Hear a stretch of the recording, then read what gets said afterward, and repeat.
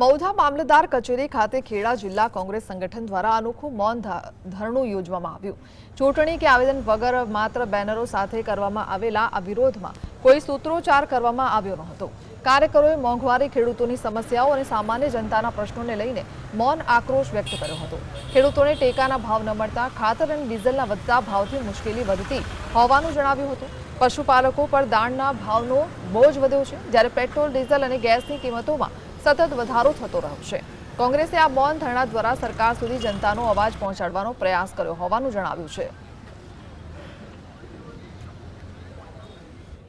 કિસાન કે ખેત મજૂર હોય, આ તમામે તમામ આજે મુશ્કેલીનો સામનો કરી રહ્યા છે અને એમાં આ ખેડા જિલ્લો, આણંદ જિલ્લો, મહીસાગર જિલ્લો અમૂલ ડેરી ઉપર નભતો એટલે કે પશુપાલન ઉપર નભતો આ જિલ્લો। અમૂલ એ પશુપાલકોની જીવાદોરી છે।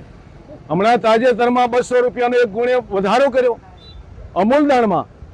તો સરકાર શું કરવા માંગે છે? ખેડૂતના ખાતર ઉપર 700 રૂપિયાનો ભાવ તમે કયા મોઢે, કઈ સ્થિતિને આધારે, કઈ પરિસ્થિતિને આધારે? આ દાણ ઉપર 200 રૂપિયાનો વધારો ખેડૂતના કઈ સ્થિતિને આધારે? તમે ખેડૂતોને શું આપ્યું છે કે લેવા નીકળ્યા છો? એથી આગળ મારે વાત કરવી છે કે તેલના ડબ્બાના ભાવ, ગેસના સિલિન્ડરના ભાવ, આજે મારી ગૃહિણીઓના રસોડાનું બજેટ ખોરવાઈ રહ્યું છે। મારો સામાન્ય માણસ જે ગરીબીની રેખાની આસપાસ છે, મધ્યમ વર્ગની આસપાસ છે, એ બધાની કમર મોંઘવારીથી તૂટી